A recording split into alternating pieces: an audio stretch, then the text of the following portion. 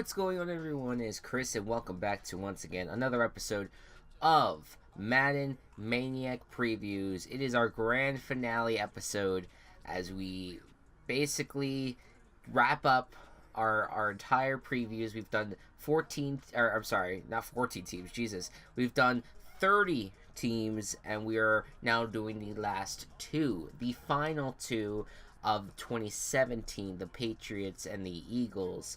We're going to be previewing them, and then that will lead us into our season, essentially. So let us get right into it. Very excited to be doing this for one last time. I've enjoyed doing these. I'm kind of glad it's almost over, but for now, we're gonna try to breathe in and consume this, and we're gonna enjoy this last moments together as our previews, as we then begin our podcast starting tomorrow. So excited about that. We'll be filming that later tonight. So here we go. It is the Patriots and the Eagles one last time. We've seen this 2 times in this calendar year. We're seeing it a 3rd time. Here you go. All right. So let's begin with the reigning AFC champions, New England Patriots, a team that has been kind of, I don't know, there's just been a lot of negative headlines surrounding this organization this offseason.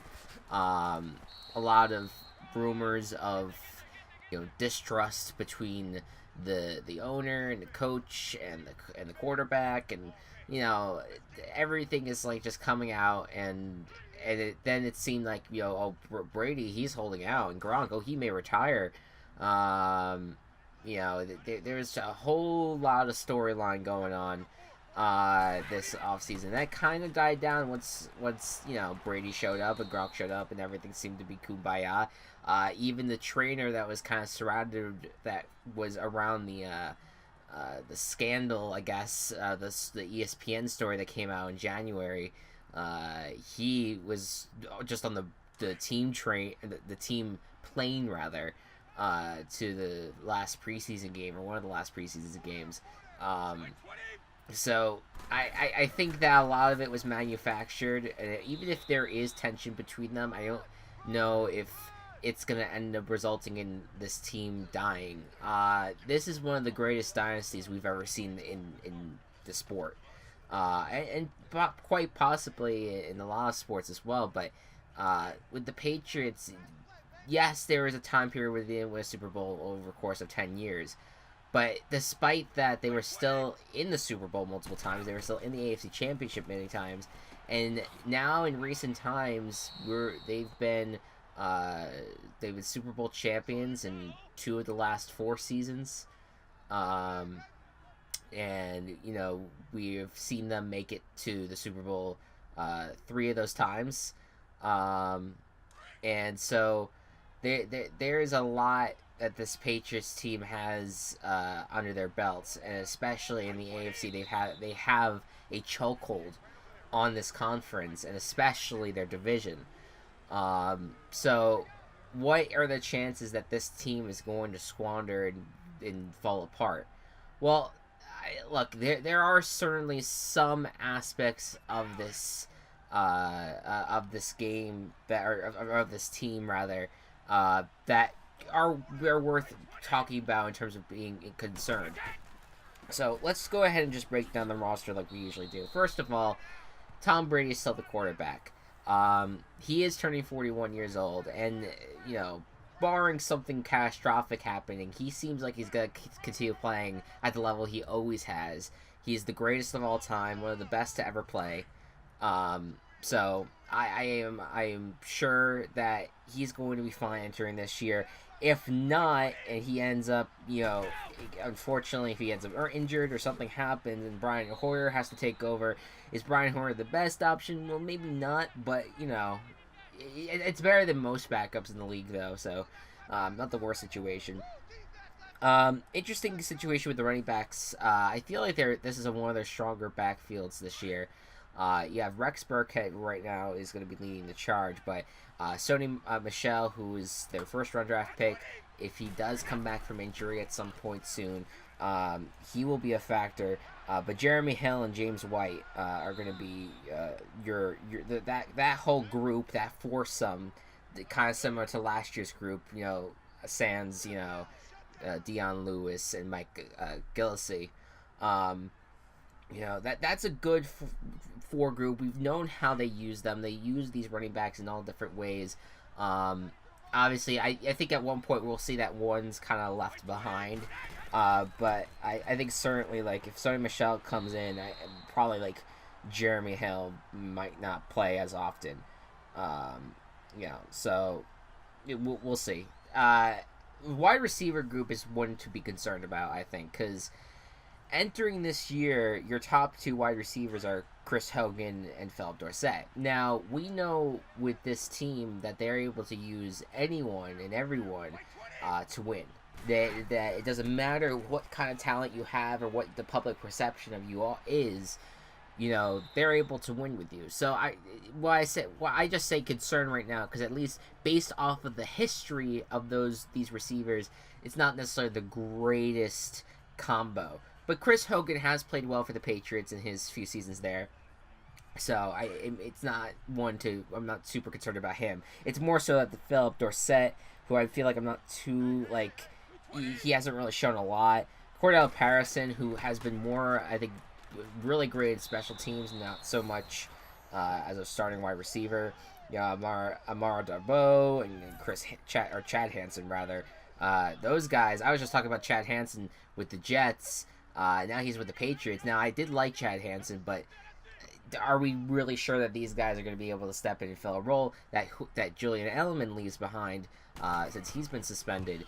Obviously, once Edelman comes back, it's going to be a little bit better for sure. When you have him and Chris Hogan, I mean, that's going to be as good of a duo as you're going to have for this team. But right now, in the month of September, having to go up against some tough defenses right out of the gate, it's not the most ideal situation.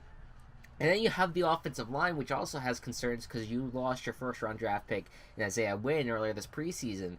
What you do have right now is Trent Brown, who they traded for this from San Francisco. He seems like he's going to be a reliable option right now. But in terms of the rest of the group, Joe Tooney, David Andrews, Shaquille Mason, and Marcus Cannon. Now, some of those guys have been starters, and it's worked out well for them. Others are a little bit new, and I think that they're going to have to overcome those injuries, and Brady's going to have to figure out ways to get the ball out quickly, which he usually does. So, again, it's a concern. Is it going to really ruin this team? No, but it's there. So, I think that the depth at that offensive line position at the moment is not that great, especially right guard. There is no backups, and there's one guy that's the backup to both the left guard and the center, at least according to this depth chart. So that's not good. Also, the right tackle, there's also a backup in Trent Brown, who is the left tackle, starting left tackle. So offensive line depth not at its greatest right now. So that should be cause for concern right now. But of course, then you have Rob Gronkowski, who is going to come in, and he is one of the greatest tight ends of all time. He's going to play well next to Dwayne Allen. Now, if he goes down, which unfortunately is a realistic scenario because he has been injured in recent times, then you're going to have to rely on Dwayne Allen, and I'm not too sure how much you can, at least as a singular tight end. So, again, that's really the concern with the Patriots is depth. But, again, they usually have a way to overcome that. Let's look at the defense, and they're hoping that this defense is actually going to work out well for them. Let's start with the defensive line. I think their greatest addition this offseason, and by far, and I love this addition, is Adrian Claiborne.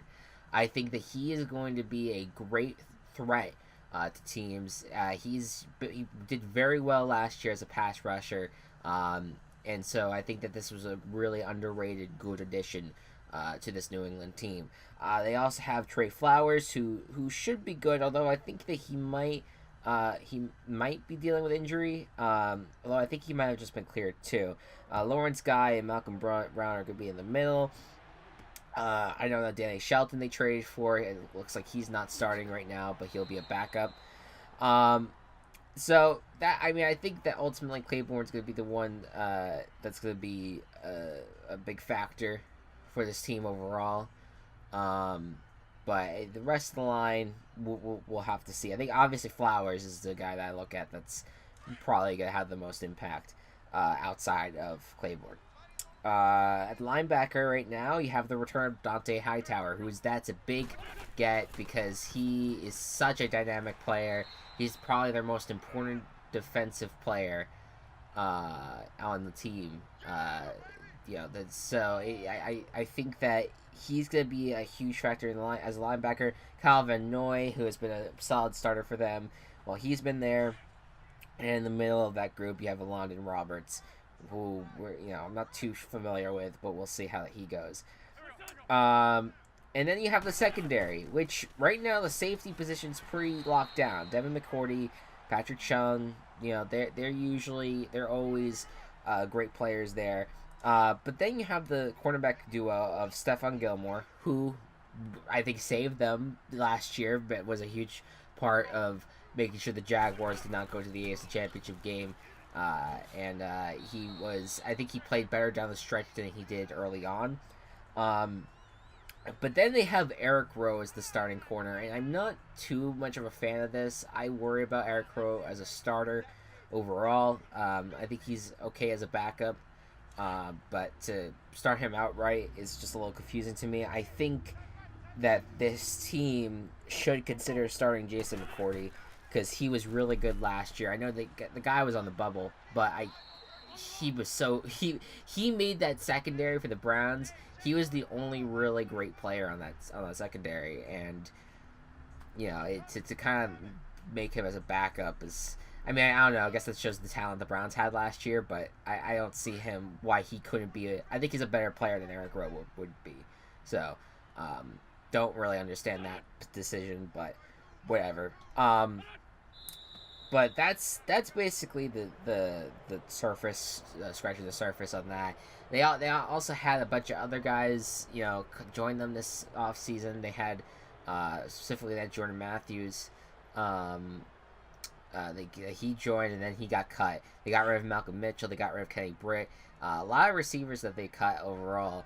And of course they lost Amendola, who has been a long-standing Patriot, but now he is with the rival Miami Dolphins.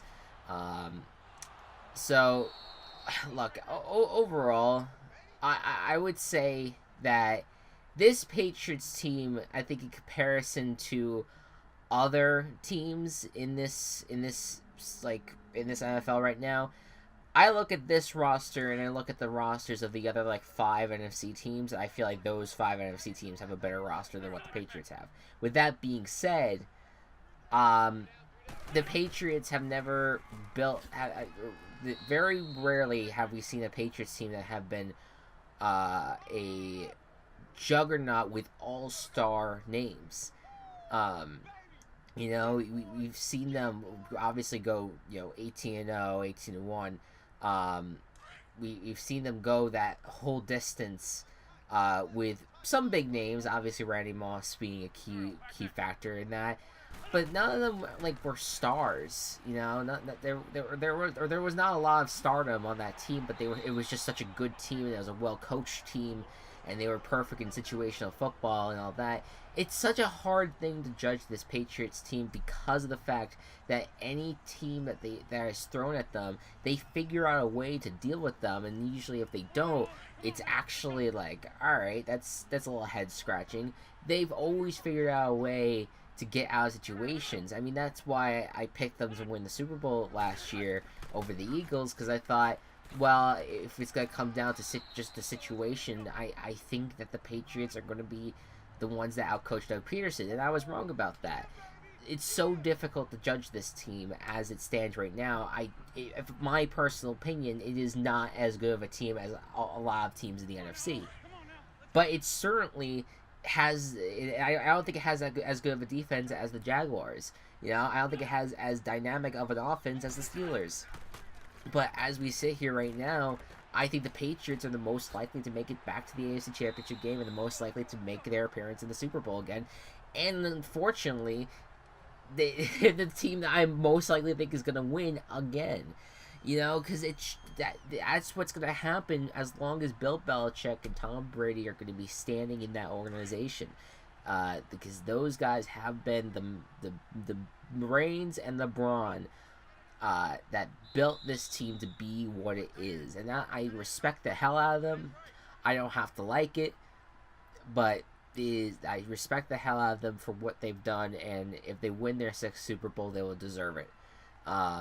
So I can't really say much else in regards to that. I think that they're gonna probably struggle out of the gate. They'll probably have a rough time against some of the defensive centric teams. Specifically, they have the Texans and Jaguars right out of the gate in the early going.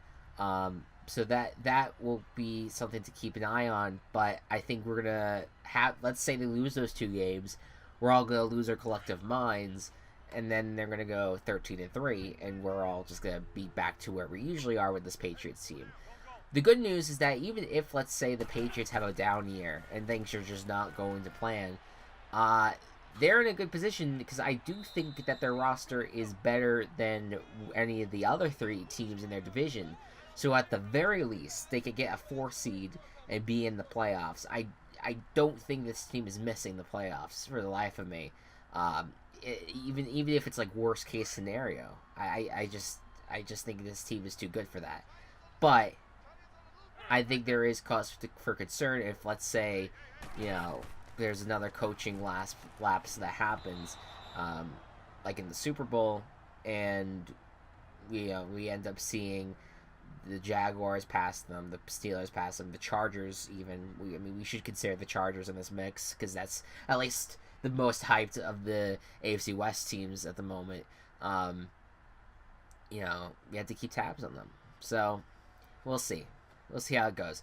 I think as long as the Patriots dynasty holds, it's hard for me to root for them, mostly because as a fan of the Team Chaos, the Patriots have basically forever hurt their name of being in the conversation for a Team Chaos. There may only be a select few situations where they really they really fit that mold. And for anyone that's confused by what I'm saying, Team Chaos is essentially this it's kind of a outside force that I would say that is the what propels underdogs to beating juggernauts, that provokes the unexpected, and every single time with this Patriots team, as good as they look and as fun as they are to watch playing football, they consistently are the most predictable team because we know that they're going to win constantly, and when they lose, it is unexpected and chaotic in a lot of ways. Not necessarily that like Patriots fans lose their minds, because I'm sure there's enough trust with the organization that they're not going to. But just in the sense that, well, this is a team that everyone thinks is going to go 16-0 every year, and they lose this game. Oh no, what's happening? Is this Patriots team is it going to be the end of an era? So I that's purely why I root against the Patriots, is because of the chaos that it kind of brings to whatever media or fans or whatever like questions that can kind of bring up here. But I'm sure if the Patriots returned to their like 80s, or just their early days, when they were as much of a success, and they were kind of having like a rough few years and stuff, that Team Chaos will gladly return and invite the Patriots back into its mold. But for now, they've been so successful for so many years. It's you can't make that change right now. But with all that being said, again, I can't say enough how much I respect the organization, and all the scandals that surround this team. I'm not gonna say they're like fabricated or anything, but I do think that they have won in a correct way, and like a lot of what they've done has been not corrupt. Even if there has been some sneaky ways, I don't think it has completely won them. uh, every single game that they ever have. Um, so I can't speak for anything other than Deflategate because I was not around for Bounty Gate, and Deflategate. I mean, was that really anything? Well, let's not resurface that again. But no, I will always respect the legacy of Tom Brady and of Bill Belichick, and I think I love Robert Kraft as an owner. I think he's one of the good NFL owners in the league. A guy that you kind of need for some kind of stability in the NFL. So, yeah, nothing but love there. But we'll see. We'll see how it goes. But I do think that they do have a tough road this year. It's not going to be completely easy. At least not in terms of in division, it'll be easy. But in terms of out of division stuff, they're going to have to face a very difficult NFC North and a not as difficult, but getting there difficult AFC South. Because I think all 8 teams have quarterbacks that are at least developing into good passers, and a lot of them have good defenses. And you also have the Steelers that you're going to have to face again, which I mean, probably is not much of an issue for the Patriots.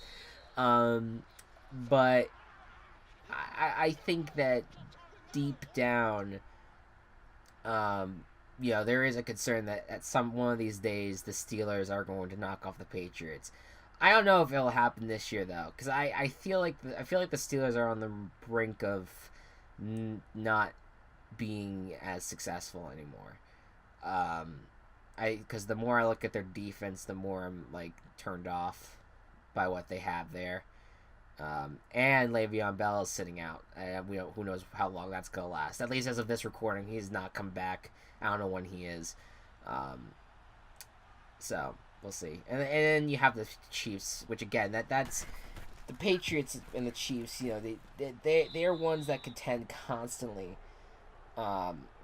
They face them constantly, but I think that they'll be in a good spot.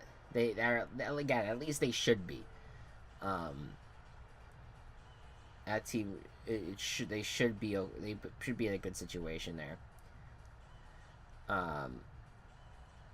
But yeah, I think that pretty much covers it. I think that covers all those everything about the Patriots. I think that they should be favored again for the AFC Championship game, but let's see what happens. Let's see if there's actually some more talent that can be that can win this AFC over. I think that my final recap of the AFC would be it's the Patriots conference to lose until it isn't. Let's step up Steelers, Jaguars, Chargers, Ravens. I'd throw in there, maybe Texans, maybe Titans. I don't see anyone else competing. Maybe Broncos. I don't know. We'll see. We'll see how it goes. All right. Finally, I just realized I forgot to set the time again to 7. It doesn't matter. I run out of things to say anyway, so it doesn't matter if it's short. But the last team that we're going to be discussing is the Philadelphia Eagles, the Super Bowl team. The team that really won our hearts over last year, and that guy that we all fell in love with, Nick Foles. Well, he's back. He's going to be starting this week. He is going to hopefully forget a bad preseason, and he will be under center and ready to go. I don't know if he's under center right now. No, I think Carson Wentz is in this game. But yeah, Nick Foles. Look, we could say all we want about Nick Foles, and we could start trashing him, but he proved, and Doug Peterson proved, that you could put any quarterback there, they're going to figure out a way to make them do well. And even if you want to just put it all on the coaches and Nick Foles' success, the fact that he was able to have the poise and the patience to throw those balls and not like lose his mind in the biggest game of his life, and he was able to do it. I have so much respect for Nick Foles and what he was able to do. Was completely wrong about him from the moment Carson Wentz went down. I thought the Eagles were done. Um, I think that this team should be in good hands going into the season opener. One of the concerns for them is that Alshon Jeffrey is out for a few weeks, which is fine. He's important, but it's not going to be the end of the world. Let's talk about some of the other things though, because right now the team is going to start out with Nelson Aguilar, Mike Wallace, and you're probably going to have a combination of Mac Hollins and Shelton Gibson's as filler roles as well. But those guys, they have a lot of talent. They've proven it in the preseason that they could be a big factor entering this year.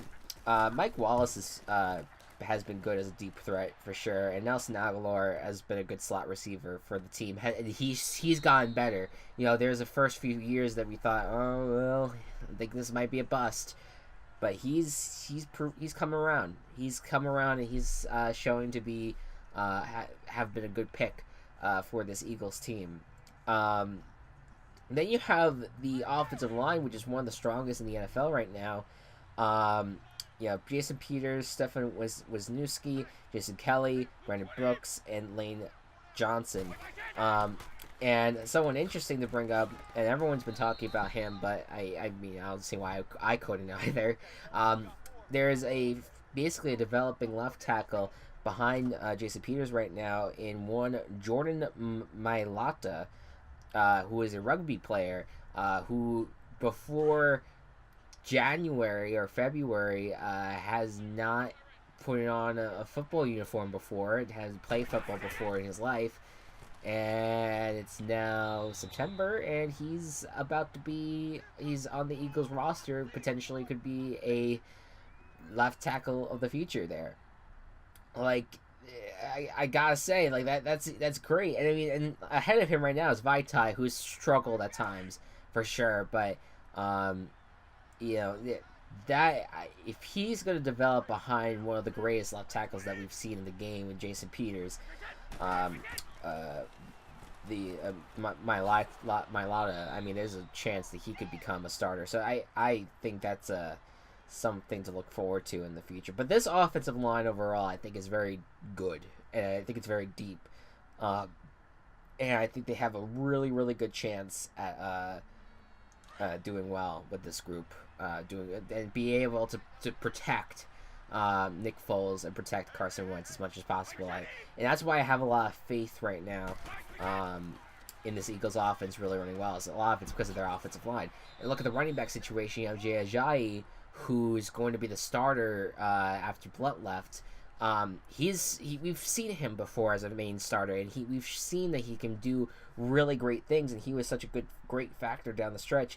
Darren Sproles is back. He's going to be a dynamic threat in the league. Yet Corey Clement as well is going to be a factor in the run game. So you have all these guys, and I'm sure Smallwood is going to have be in the mix there as well. But it's such a good group of running backs, like that. Every part of this team is deep. I guess maybe wide receivers, maybe their thinnest position, but it's not too bad. And especially since at the tight ends they have Zach Ertz, who we know is I believe he's been a Pro Bowler, but he's been an amazing talent for this team. And they just drafted Dallas Goedert, who is a great player at the FCS level. And he's done well in the preseason as well, and he's going to be a great replacement for Brett Selleck. So there's no reason to doubt this offense. And that's before we get to the defense. And then you have Derek Barnett, Haludi Nada, Fletcher Cox, Brandon Graham as the starters, but then you also have Michael Bennett and Chris Long as a backup as well. That is a deep freaking defensive line. It's insane how deep it is. Who knew that this team could figure out a way to make their strongest unit last year, end up working out very well. Unfortunately, Tim Jerrigan is not on is not going to be on the defensive line right away, but that's still such a good group. I think that, especially getting Michael Bennett, he's being a backup. That's gonna give him more energy to go out there and just destroy people. Chris Long, again, he's always been a good player. Though he's a backup, he's gonna be a factor. So that's defensive line should be epic. And in the linebacking core, they get the return of Jordan Hicks, who's going to be important. Right now, the other starting linebackers, Nathan Jerry, and Leroy Reynolds, not the best group. I would be a bit concerned with, but I think the defensive line is going to help them out a little bit. And again, Jordan Hicks is a very good player. It was unfortunate that they lost him to injury last year, but that of course didn't really hurt them too bad. But he will be an important player this year in his return. And then you have the secondary.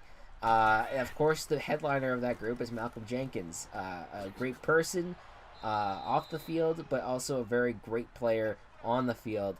Will be a huge factor for them. Ronald Darby and Jalen Mills are going to be starting cornerbacks. It makes a lot of sense for that. I think Darby played very well down the stretch for the team.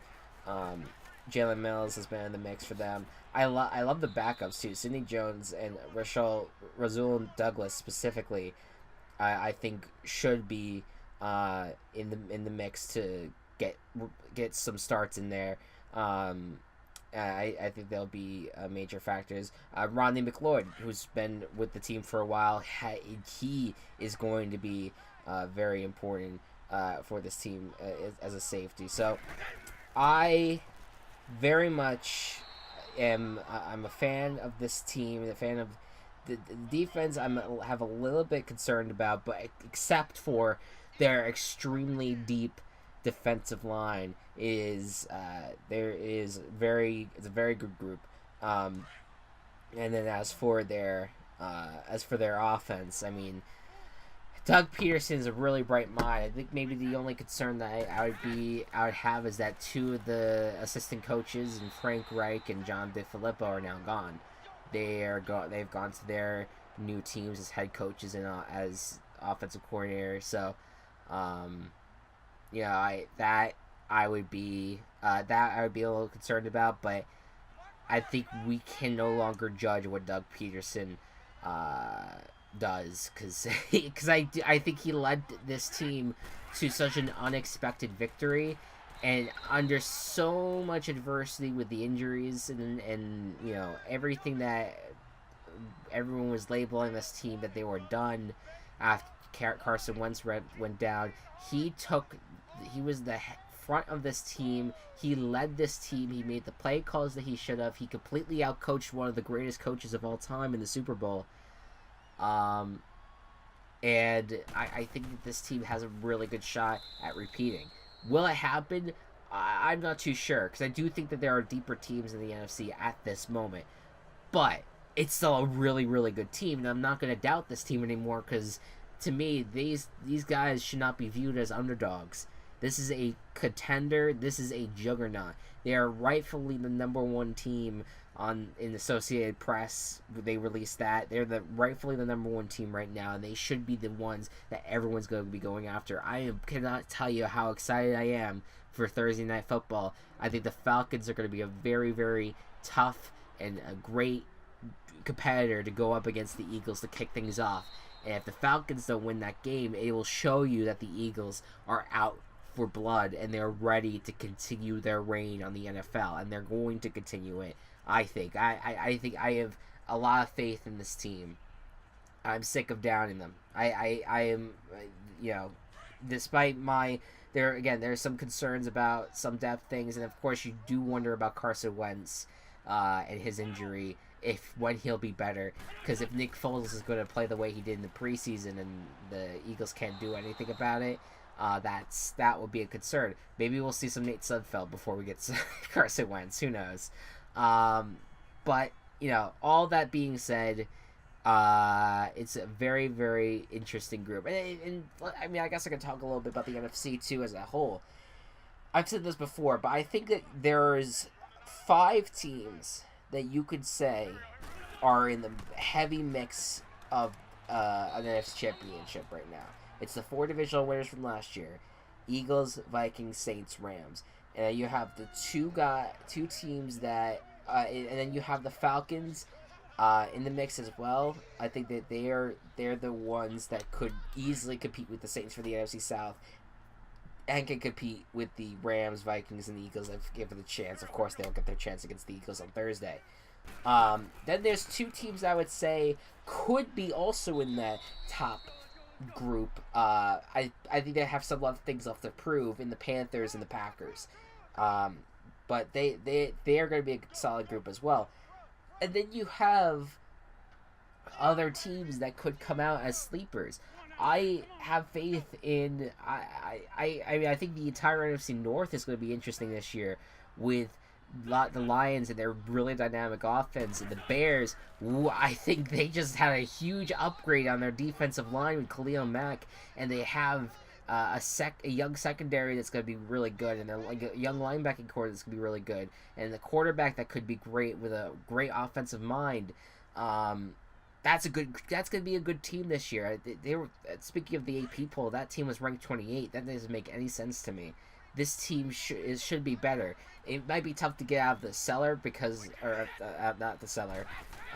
This is the cellar. The cellar's in the basement. Whatever. It's hard to get out of the basement. Maybe that's the word. It's hard to get out of the basement of a really deep division, but I do have faith in this team that they could do it. Because I think they're a deeper team. The Niners are going to be in the mix because of Jimmy G. You know, the Seahawks. Obviously, everyone's doubting the team, but they are a team that has a ton of young talent and a ton of players that they've been developing. And they still have Russell Wilson and Doug Baldwin, who are one of the good, one of the really good offensive duos in the league. You know, that team I still think is going to have some kind of role in the season. You know, the Buccaneers, they have a deep defensive line. The Redskins, they have Alex Smith, who's been to the playoffs quite a few times, and they have Adrian Peterson, who might actually be able to take over that running back position and do really well. They also have a pretty good linebacking core in their own right at the moment, and they have Josh Norman, who I think is still a pretty good corner. You know, the Cowboys, young defensive unit. Dak Prescott, who I still think I need to see some more stuff from, but you know, we'll see. We'll see how that ends up growing up. But Ezekiel Elliott is going to be a huge part in the running game as well. Who else? I'm going to try to hype up every single NFC team. The Buccaneers, very deep defensive line. And I know that Ryan Fitzpatrick is your starter, but you still have one of the best wide receivers in the league in Mike Evans leading the way there. Giants, really dynamic trio. I'm not too sure about the defense, but you do have Landon Collins at least. And then last but not least, you have a Cardinals team who I think will be the worst in the NFC this year, but they still have one of the greatest wide receivers of all time in Larry Fitzgerald. They still have David Johnson coming back from injury, and they still have some dynamic defensive players in Patrick Peterson, a really amazing corner, and Chandler Jones. This NFC is good. It's a good group. I can't talk confidently about a lot of the teams in the AFC, but I can talk confidently about almost everyone in the NFC. I don't believe I've missed anyone.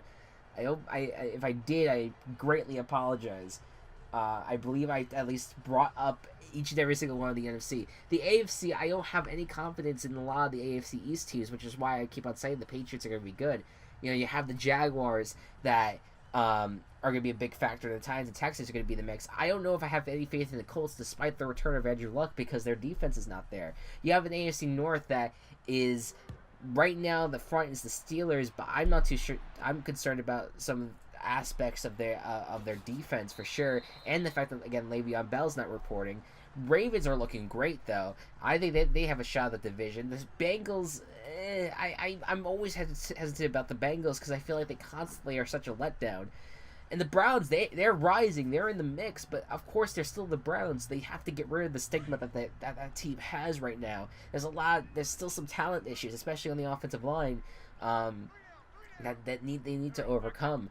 You know, and then you do have the AFC West as well, which is one of the weirder divisions. Um, and I just, the Chiefs, I'm not too confident in their defense right now. The Raiders, don't even get me started on that team. They completely betrayed my trust with the Khalil Mack trade. And the Broncos, I mean, they have Case Keenum and they got a pretty good defense. There are some good defensive players as well. I think they probably will be a second place team in the AFC West. I think they have a good shot at it. But I think there's some questions about their own offensive line as well. I could also hype up all the AFC teams if I wanted to, but for narrative's sake, I'll just be honest. But I just think that in comparisons to the NFC, there's not as many super deep teams in comparison to what's happening in the AFC, or compared to what's happening in the NFC rather. And so that's why it's Patriots or bust right now in the AFC. It's Patriots or I shouldn't say that. It is the Patriots conference to lose. Prove me wrong, please. I beg of you. Please prove me wrong. The NFC is going to be an amazing battle. It's going to be really exciting. And though it is a little top heavy, I do think that every single team in that conference, or a lot of the teams, I think maybe with the exception of the Giants and the Cardinals, and maybe the Bucks, I think will play a role in how this will be a factor down the stretch, and will be really fun teams to watch this year in some regard. So we'll see. I those other three teams I just mentioned, they could be fun as well. But we'll see. Again, that's it. That is it. We did it. We fucking did it. We previewed all 32 teams. Oh man, I'm sorry, Eagles fans. I kind of cut off at the end and talked about everyone else, but I think I've praised you enough that I think that you'll be good this year. You'll be a great factor. I think you're gonna have tough competition, but that team should be good. It should be good. We'll see. Look at that score though. Patriots 23-3. Oof. Well, revenge is a brutal bitch. Anyways. This has been a fun series. I've enjoyed it. I think that I think I would love to do it again next year. But you know what? I'm sick of doing previews. I'm ready to get to the fucking season. So we got a big old podcast coming tomorrow. If you're not aware, I host a podcast called the MMG Podcast. Obviously MMG stands for Maniac Gaming, but we just say MMG because it's short and sweet. And I host it with my friend GoCup711, who is also into football, but more so in the fantasy regard. And the two of us are going to be hosting a weekly podcast this season, starting tomorrow, with doing a bunch of prediction stuff. And reviewing what's happening in the NFL, just a general football podcast, really. Tomorrow we have a bunch of predictions for the season coming your way. I'm so excited. Football's back, baby. Let's go. I also, if you want to know about my social media, I did just unprivate my Twitter for the season. So if you want to follow me over there, you'll get updates about a lot of things, mostly football related, but also video game stuff that I might be talking about, or just general stuff that I like to talk about. It's not always all football. It tends to be, especially when the season's so close, but you'll see a lot of tweets from me. So, yeah, that's pretty much it. I think that really covers everything that I wanted to talk about. Season's back, baby. I'm ready. I'm ready. All right, guys, thank you all so much for sticking with me for this 16-episode journey. And I greatly appreciate anyone who's watched and found my insight helpful. And if you didn't, that's fine. It's all good. There's times that I feel like I just rambled and echoed a lot of talking points from other people, but you know, it feels good to do it. Be good to one another, everyone. Be kind to one another, and I'll see you guys next time. Bye-bye.